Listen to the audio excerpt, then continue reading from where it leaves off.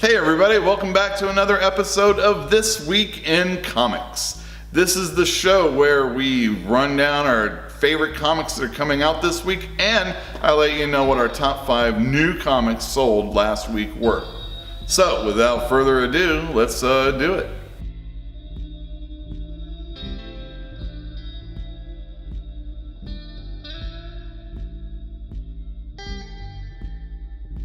Alright everyone, this is the part of the show where I let you know what our top 5 best-selling comics this week were. Coming in at number 5, Star Wars Darth Vader, number 13. Coming in at number 4, Doctor Strange, number 387. Donny Cates' hot streak in this store continues with a Damnation tie-in. Settling in at number 3, we have Avengers number 684. Everybody was hot for the return of the Hulk. Number 2, we have Marvel 2-in-1 number 4. Everybody is excited for the possible return of the Fantastic Four. And at the top spot at number 1, we have Mr. Miracle number 7.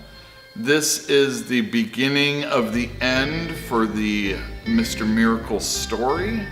Tom King and Mitch Gerads are doing an excellent job. That's it for our top 5, and now we're going to check out our most anticipated titles of the coming week. First up, we have Runaways number 7.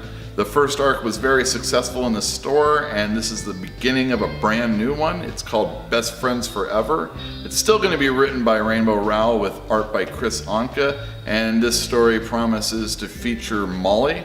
She's the most well-adjusted character of all the Runaways, which is funny because she's still in grade school, which is where we're going to get to witness her have her problems that are going to be involved in this arc. So, any fans of Runaways should definitely know this is beginning a new story, and you should get it before it sells out. Next up from Dark Horse, we have Vinegar Teeth 3. This is possibly the hardest book for me to explain what it's about. There is a monster who's a detective, and he is paired up with a person who isn't very fond of him. And they have to go out and do all sorts of things, hopefully successfully, so the mayor who's looking to get re-elected can use the publicity that the monster Vinegar Teeth, that is a cop, can bring her. Art is excellent, story is a little odd, the writing's weird, and I dig it, and the coloring of course is a fantastic part of the book too. Pick up Vinegar Teeth, there's only one more issue to go after this one. Next up we have Cable number 155. I haven't talked about Cable in a while, but it's been good. There have been 2 storylines, and each time there has been a new creative team. This is a 3rd storyline that's starting up, and there's a new creative team. The writer is named Zach Thompson, with the illustrator being Herman Peralta. I'm pretty sure I've seen Peralta's work and it's okay. Zach Thompson I'm not quite so sure about. I think he's worked on some indie books. Anyway, I'm a big Cable fan. I actually believe he's one of the most important Marvel characters that has been ever created, at least after the 80s are concerned. So he is very important in the Marvel universe, definitely in the X-Men universe, and although he doesn't get quite the love that a Deadpool does, I think he's definitely more important. So I'm excited to see if this team can stick or what they have to offer to the character I actually like. Check it out. I'm interested. You should be too. Next up we have Deathbed number 2. This is by Joshua Williamson and Riley Rossmo. I really enjoyed the first issue. I felt like you got a really good story. You understood who the characters were, and there was a lot of good action in it also. I enjoyed the illustrations, and Joshua Williamson is definitely one of those writers you should be paying attention to if you haven't. He has done a lot of other good books, and this series is no different. It is about a retired hero who is trying to get his memoirs told by a woman who is a failed novelist. There's a lot of action in this book, and in the first issue there was a lot of male junk, and that's wild. especially in a somewhat mainstream comic.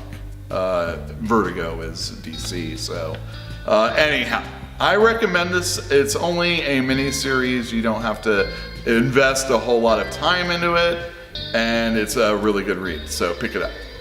Next up, we have the Mighty Thor number 705. This is the 6th part of the Death of the Mighty Thor storyline. At the end of the last issue, Jane Foster picked up the hammer, pretty much signifying she knew she wasn't going to live as Jane Foster, mortal Jane Foster, anymore. The action in this series has been pretty darn good. Mangog's been the main villain, and he has been ripping, going roughshod through all of Asgard, and it looks like it's up to Jane Foster, Jane Thor, to finish things off. And probably gonna die. I'm not quite sure if this is the very last issue of the story or not. Typically, a book will end at the 6th issue. So if it isn't, it's probably the penultimate issue. Looking forward to it either way. Pick it up. And in a departure from form, I'm gonna recommend you check out some toys I ordered this week. I expect them to sell out very fast. They are Saga Pop Vinyls. Definitely check them out, especially the Lion Cat one. Thank you everybody for tuning into another episode. Let me know what you thought about the comics that we had to talk about in the comments down below. Let me know what you've been reading in the comments down below. We'll talk. It's the internet. Also, subscribe to the channel if you haven't, and please hit the bell for notification. Check and see if you are subscribed to get notifications from that bell. Sometimes it clicks off. And if you would, please like the video. And we'll see you next week.